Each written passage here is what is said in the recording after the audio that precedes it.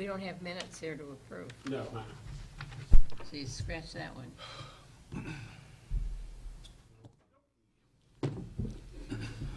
Call to order the Tuesday, January 7th meeting of the Clay Township Board at 6:03 PM.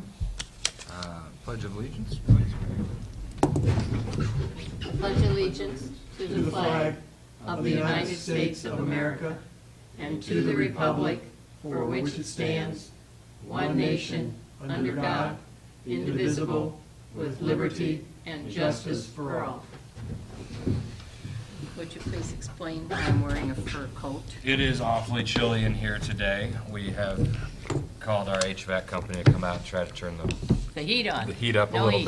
bit. So we're not trying to rush out of here, just a little chilly. Next on the agenda will be public comments.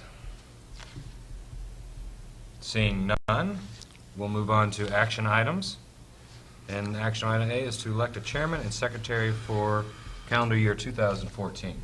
I would like to nominate Paul Boland for chairman next year. I would second that nomination. Any discussion? Well, Paul, Well, thank you, folks. I appreciate that. all in favor? All in favor? Aye. Aye. Any opposed? Hearing none. Thank you, Mr. Chairman. Do it. Turn it over. Yes.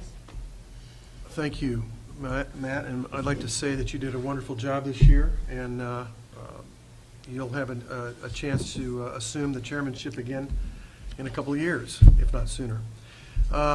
Our next action item is to elect a secretary for the 2014 calendar year. I would like to nominate Mary Eckert as secretary. I will second that nomination. All those in favor signify by saying aye. Aye. Motion carries 3-0. Congratulations, Mary. Thank you. Do I start today? Yes, well, yes, you do. You do. Have you started a, I have. okay, thanks. You're welcome. The next action item is to establish a newspaper of record for 2014. Doug? As you'll know, halfway through the year last year, I came back and asked if we could have a third newspaper. I legally have to have two, which we always use Indiana's Indy Star and the Times in Noblesville. Well, last year I went from the Indy Star to the Current in Carmel, and then I found out that Current in Carmel is actually a legal paper. So to do it from the legal standpoint, we have to do the Indy Star and the Times. However, I'd ask you if we could continue with Current in Carmel, because I had a lot of people remarking how it was nice to be able to see what we are doing in that paper, because not a lot of people have the Indy Star, a lot of people get the Times. But I know that Current in Carmel goes out to a large majority of our constituents. So what I'm asking is if I could include all three of those again this year as our legal advertisement in all three of those papers, Current in Carmel, Indy Star, and the Times. But we only have to have two, and our legal ones are Indy Star and the Times because of Right. advertisement and stuff. So, Let's have a motion and then discussion. I would like to move that the newspaper of records include the Current and Carmel, Indy Star, and the Times. Is there a second? I second. Any discussion? Hearing none. All those in favor of having our newspapers of record include the Indy Star, Times of Noblesville, and the Current in Carmel, signify by saying aye. Aye. Aye. Opposed? Motion carries 3-0. Thank you, Doug. That concludes our action items. We have information items. We have a visitor here tonight, Mark Westermeyer, the Director of the Carmel Clay Parks Department. Mark, welcome. Happy Thank- New Year. Happy New Year to all of you, and thank you very much for allowing me to be here tonight. I'm here for just a couple reasons. One, to sort of give you a wrap-up of 2013, and also to give you a look at what parks will be doing in 2014. In 2013, we've ended the year once again positive for the Monon Community Center, as well as for our extended school enrichment program. So both of those programs continue to go very, very well. In 2013, we finished a number of projects. One was an overflow parking lot for the Monon Community Center. And what's really important about the parking lot is we've now are really, from a standpoint of spaces, almost exactly where the original architects said we should be for the opening of the center, which means that the number of people that are going to be at the center in the summertime to use the pools match the parking spaces. And when the parking spaces are full, we're going to be full with about 2,000 people in the outdoor aquatics pool as well. So it's a very Great. good place for us to be. We also finished a sports fields project at Founders Park. And what makes that important is we've been working with the Dads Club as well as a number of other groups and with our own staff to be able to launch some new programs in those fields. We built the fields and took a chance to try and save some money to just build them and let them naturally grow. Didn't happen. We had too much water. There were too many rocks. So we had to go in and put an under drain system in, sodded and irrigation. So we ended up not saving the money that we'd hoped to, but we're about where we were originally on the project. So that's completed.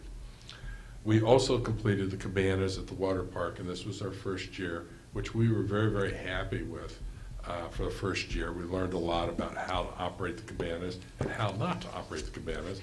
We'll be making some adjustments both to our rate structure and to trying to get some more advertising out. We did not advertise them this last year because we weren't sure that they were going to actually be completed before we opened the pool.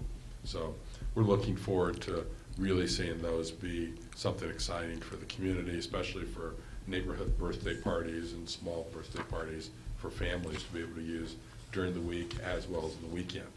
Our expectation is that in 2014 we'll have a day rate and then we'll have a weekend rate, so that the people coming in the week can get a benefit of a little bit lower cost.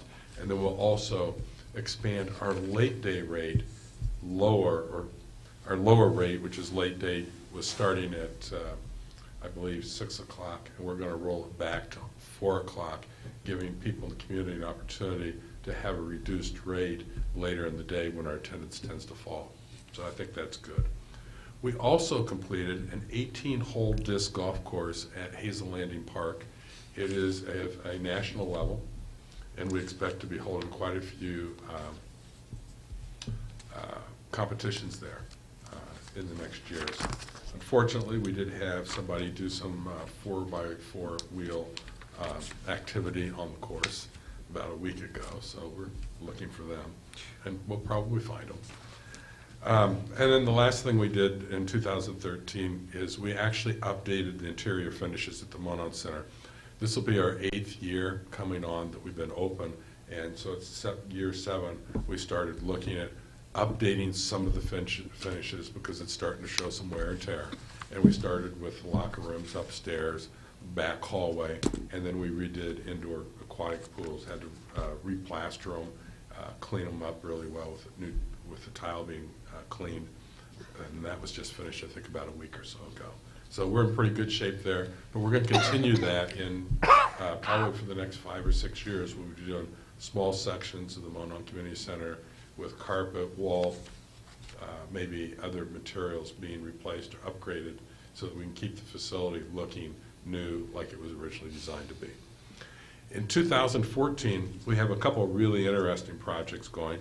We have a new building under construction at Founders Park, and the primary reason for this building is for summer camps.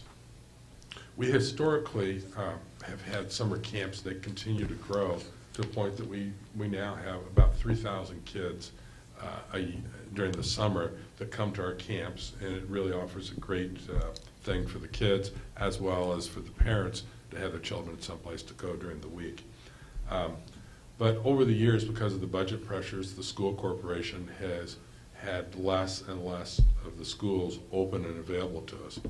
When I first started, we had all the basic schools. I think we had 13, maybe 13 schools available to us for use during the summer. We're now down to 3. So what we're looking at doing, we've expanded programs this last year into the Monon Community Center in the summer. We'll do that again this summer, and then we'll have this building. So we'll start taking the pressure off of the schools, so we'll have facilities that we can accommodate the kids and immerse them in programs. At Founders, it'll be sports programs because of the fields. It'll also be nature because of the pond and the trails. So it's really a great thing. And to give you an idea how we look at that is, literally what we make in dollars over cost recovery projections for the summer camps will pay for the maintenance of the buildings for the rest of the year. So as we move other activities to those buildings, they actually become a cost center. So we're going to be looking at the same thing in the future at other parks, and it's a way of taking programs out to the people and providing a great service to the community as well. I think you probably all have heard that we have a dog park that we start construction on in the spring, and that'll be along 116th Street where the yellow meeting house is now. That house will be torn down, dog park will be built there. So there's a lot of people looking forward to that, and that was one of the reasons we decided to go forward with this building at Founders is scouts and others use the building at the meeting house because of asbestos, because of other issues, lead paint. In ADA accommodations, we had to close that to the public. So we'll have the new building at Founders Park that other people will be able to use as well. And then I think the most exciting thing is the playground, which I passed out to you. And the playground is under design right now. And this is the preliminary look at it. The playground at Central Park is going to hold about 200 children at one time in the major park. What the first picture shows is the actual playground as we envision it right now. You sort of see the stair steps. Those aren't going to be there. That's just a computer rendition. A computer can't draw things to show the curves properly. So this allows us to sort of show that we're going from one height to another height. One of the neat things about this particular playground is that what we want it to be is a piece of artwork when we're closed. Like tonight, if the playground was built and you would drive up College, you would see this playground because it extends upwards of 30 feet at its highest point. And we're going to use LED lights so that we can uplight it and really bring out some of the colors and the textures so that it has more of a purpose than just play. It becomes an art piece as well when it's closed.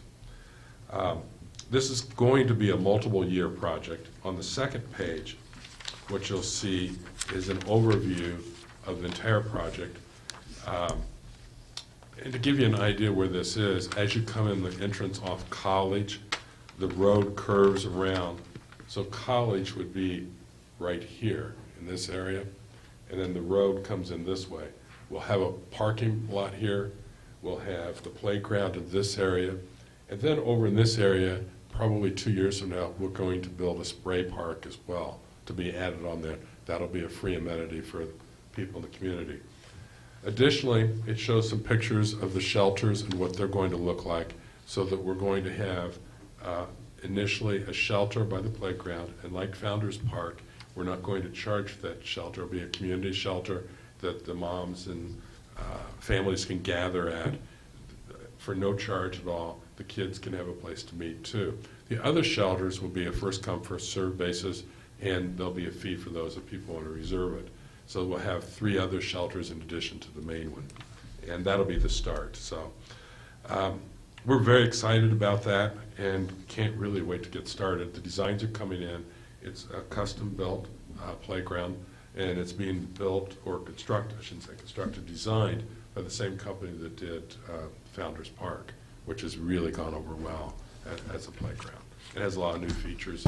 Once we get closer, I'll bring new pictures to you so that you can see a better look at how that's progressing.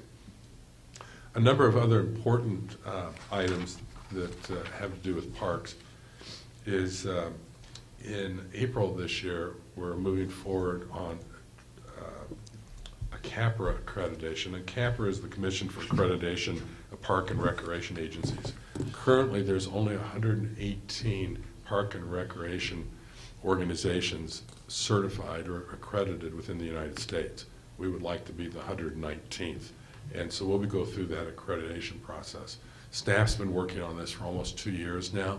going through all the checklists. I know Doug would know what it took for the fire department, their accreditation, the police department, and our accreditation process is similar to theirs. It's a very long process, and we'll have the visitors in here at the end of March to go through that. So we're excited about that.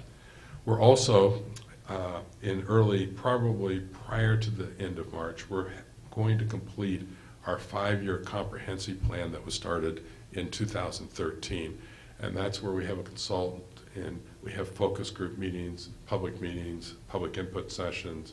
I think there's phone calls, conversations with elected officials, as well as other influential people in the community, where we look at where parks are going to go over the next 5 years. So we're looking forward to that, and once the park board approves that plan, we'll register it with the state of Indiana, and we'll be eligible once again for grants and other things that come along. We're also going to be starting a new master plan update of West Park. You may remember West Park, when it was constructed, was 75 acres, and since the original construction, we've purchased an additional 45 acres that adjoin that property. So we're going to look at how that property should be incorporated within the park, and we're also going to look at starting to update. West Park's now almost 15 years old, so we're at 15 to 20 years is when we have to start looking at really refreshing the park. The equipment starts to wear out. It needs to be updated to new safety standards. So we're going to be taking a hard look at all the things. There's a lot of discussion, I think, in the community that would be an ideal location for the second dog park, and that may well be. So we'll find out. This spring, in 2014, we're looking to start replacing some sections of the Monon Trail. The Monon Trail is starting to show its age in a few places, and our goal is to re-asphalt it end to end. We're going to start it in the south end, probably at 96th Street or somewhere around there, and move north. There's still a lot of construction going up on the north side. The north end is actually in worse condition, but it's partially because of all the construction that's occurred up there and in city center as well. The state of Indiana is putting the new highway over the Monon Trail, and so the whole trail in that area is going to be completely removed and then be replaced by them either in 2014 or 2015, and there'll be a tunnel that'll be put in there as well, is my understanding now. So hence we're going to start on the south side and start refreshing it and keeping a good look, updating the signage, making sure everything looks spanking new. So, and I think the last thing to really bring to your attention is that when I talked about refreshing the Monon Community Center, we're going to this year be working on the east building and start making some changes. It's important to understand that most of our revenue, our rock solid revenue, comes from fitness activities. And what we want to do is, we're still in the throes of needing good summers or superb management of the weather conditions to make sure that we stay on cost recovery. And we want to make sure that we can continue that by expanding our fitness business so that we can take some of that pressure off the need for just summer to be excellent for us to do well. So we're going to be looking at that. And one last thing, and Mary, I know this is just going to be something you love, because I know how much you like the Flow Rider. Oh, yes. We have something that's even better than the Flow Rider, Oh, my. and a lot less expensive. We'll be putting in a climbing wall in the deep water pool. Now, you might say, why would we put in a climbing wall? Well, we're going to take out the diving board, and we're going to put in the climbing wall. One of the reasons we've decided to go this way is almost every pool has a diving board. And we don't want to be like every pool, we want to be somewhat special. The diving board actually, because of kids jumping off of it who may not be able to swim, adults doing things they shouldn't do on the diving board, bouncing and then falling off sideways, actually has caused more injuries in the water park than any other thing that we have, and more rescues per day than any other activity we have. So by putting in a climbing wall, we can actually know that the people that are going to go to the climbing wall can swim, because the only way to get to the climbing wall is to get in the water and swim to it. And we can then have two people on the climbing wall at the same time. which lends itself for competitions, lends itself for maybe some after-hours classes to help people learn how to do the climbing wall, because it's reconfigurable. And we have a clear panel behind it so that we can put some advertising up there to help create some revenue too. And very similar to the flow rider, which is a skill-based activity, the climbing wall is a skill-based activity. So you may not be successful once, so you just may have to come back another day, maybe 2 or 3 more days to start getting really good at it. As you get up higher on the climbing, it bends out over the water, so you fall in the water, not on the concrete, which is a good thing. So Mary, when you're ready, Get your cameras out. you can start climbing. So. Okay. And with that, I'd be happy to answer any questions you might have. Mary? I just think this sounds exciting. What a neat thing to be doing now and not trying to buy land and figure out what we're going to do. We're doing it, and it's so exciting. I really applaud the park board and everybody who's put in a lot of effort to get this done. I know how hard you have to work to get things like this done. The only concern that I have is what is going on down by the river. And I wondered if there was any way there could be better security there so that, you know, the disc golf course wouldn't be terrorized when kids begin feeling their oats. Well, we're looking at that. We actually installed boulders so that people can't get there off the road. So they have to get onto other city property to get to that area. So there was quite a bit of violation of things that were going on for them to bypass everything. Do we have a camera set up? No, we don't have any, we don't really have anything down there because of the nature of where it is and the infrastructure. We can't put restrooms down there permanently or structures because of the flooding that occurs, so it isn't practical to have cameras right now. But we've talked to the police department, and they're obviously will step up patrols, and we'll hopefully catch the people very soon. We haven't had any problems like that for about 3 or 4 years at that location, so Well, looking to great. get that resolved. Good So, job, I'm excited. good, thank you very much. Matt, do you have any questions? It's looking great, Mark. Thank you, man. I have a couple quick ones. How many acres does it take typically for a dog park? I mean, do you have a minimum that you like to, or is it? Well, it depends what kind of dog park you're going to build. Typically, you would like to have at least 10 acres. Our first one is going to be less than that. And one of the reasons to have 10 acres or more is so that you can use half of the dog park, let it rest, then use the other half.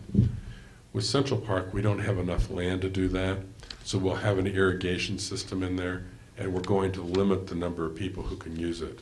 You know, we'll do some kind of, I don't know if we'll do an auction, probably not an auction, it'll be more like a lottery, so that people can put in their name, and then we'll pick them, and just limit to the number of people. As we get this one built, we're hoping to learn enough about it to build a larger one over on the west side. The other thing is, this dog park actually is designed to get larger in a few years.